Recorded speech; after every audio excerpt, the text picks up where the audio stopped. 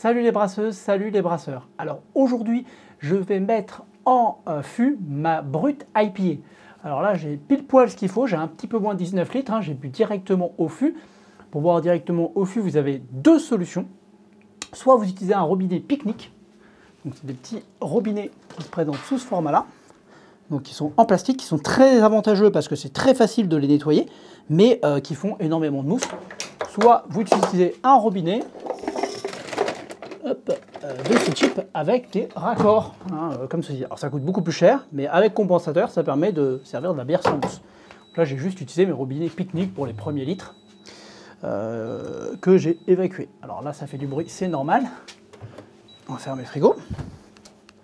Donc, bien sûr, j'ai nettoyé mon fût. Pour nettoyer le fût, on utilise toujours le même produit, à savoir, là, c'est du Chem Clean, mais en fait, vous pourrez trouver le même produit, c'est une poudre blanche, je le mets dedans, ça nettoie très bien. Et après, je le désinfecte avec le Chemsan ou le Chemisan, où vous pouvez trouver plein de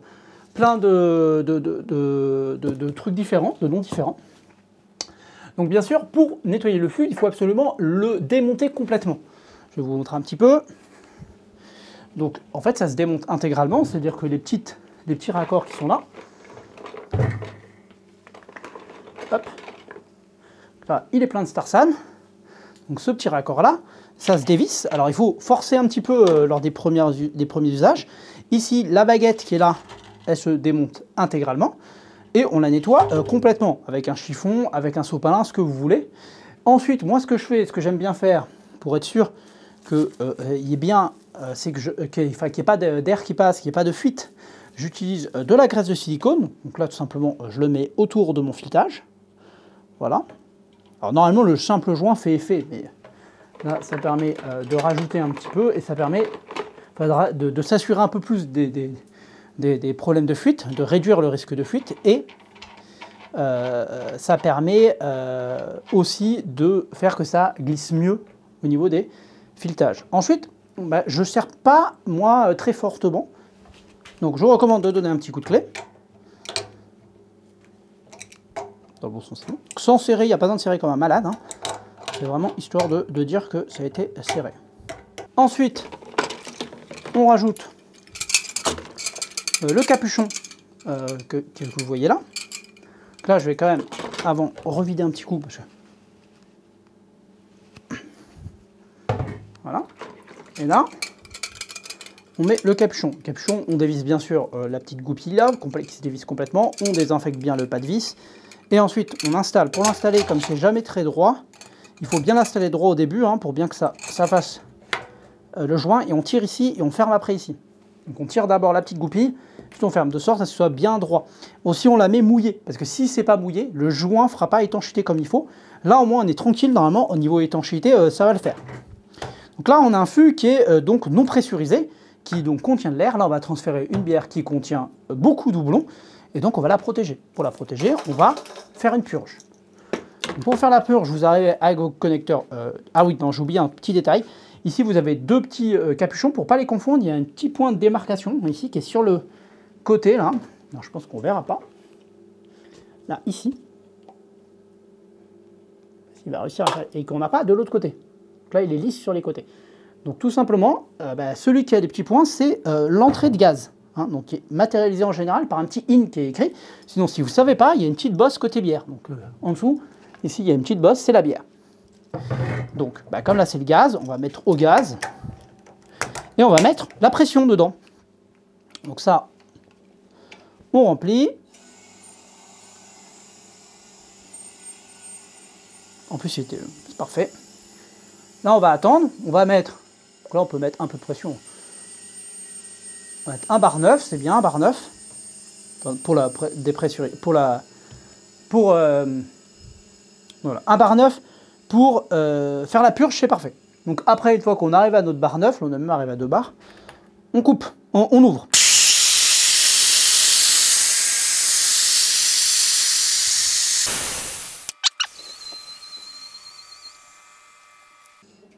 On arrive à 2 bars.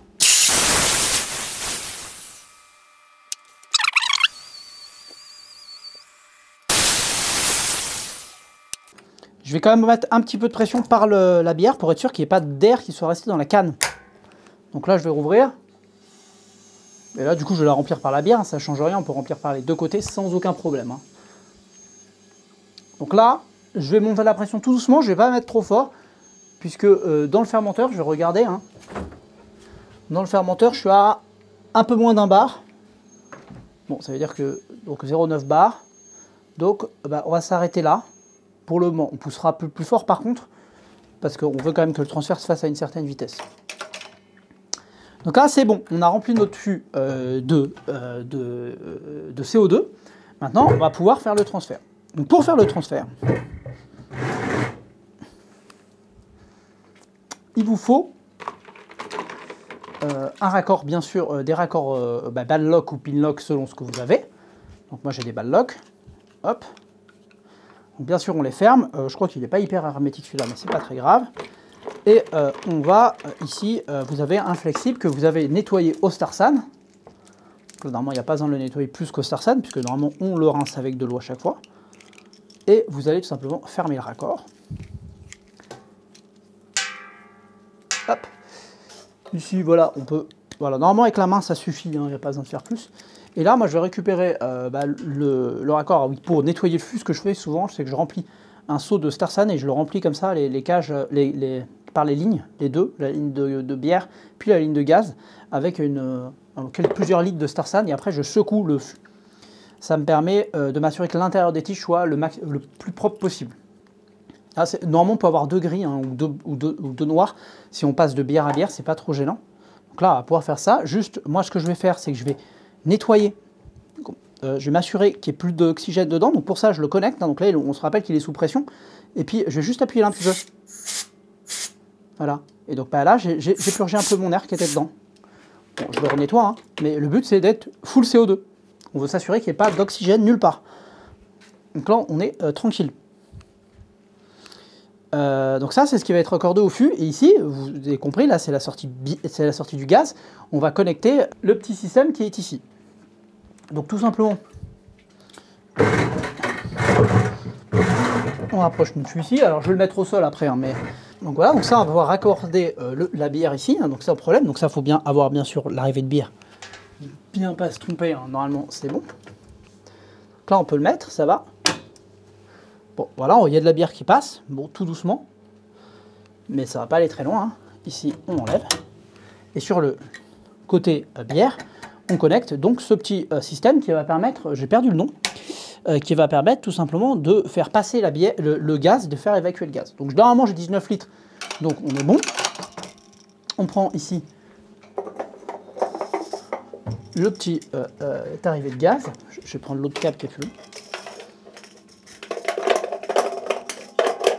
Bon, moi j'aime bien toujours retransférer mes têtes de ligne, surtout quand elles traînent par terre, dans le Starsan pour être sûr qu'elles soient, qu'il n'y ait pas de trucs qui viennent dedans. Je vais quand même vérifier, voilà, qu'elle soit. Donc là je mets mes doigts, donc je vais la remettre dans le Starsan, toujours par sécurité, même si normalement j'ai les doigts propres, hein, je me suis lavé les mains, j'ai mis les mains dans le Starsan, donc il n'y a pas de problème de ce côté-là. Hein. Et là, ça commence. Donc là on va pouvoir augmenter, et là le transfert a commencé. Donc là c'est la brute IPA. Au niveau du style on n'y est pas trop parce que je suis à 5 degrés alcoolique, donc ce qui n'est pas autant que prévu. Mais par contre, donc je pense que j'aurais pu houblonner un peu plus, parce que je trouve qu'au niveau houblon c'est un peu léger. Là comme vous pouvez voir il y en a quand même pas mal, hein, parce que ça remonte jusqu'ici. Hein, je n'ai pas fait de purge, j'ai juste mis un cold crash à 2 degrés, donc normalement il n'y a plus trop de transfert qui se passe en termes de goût. Voilà, donc là j'ai plus qu'à faire le transfert tranquillement.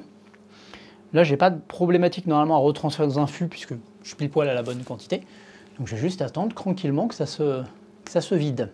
J'espère que vous avez apprécié cette petite vidéo. J'espère qu'elle vous sera aussi utile. Hein. Si jamais vous avez des questions en termes de matériel sur la bière sous pression ou comment faire monter sous pression, je serais ravi d'y répondre. Donc, n'hésitez pas à mettre un commentaire.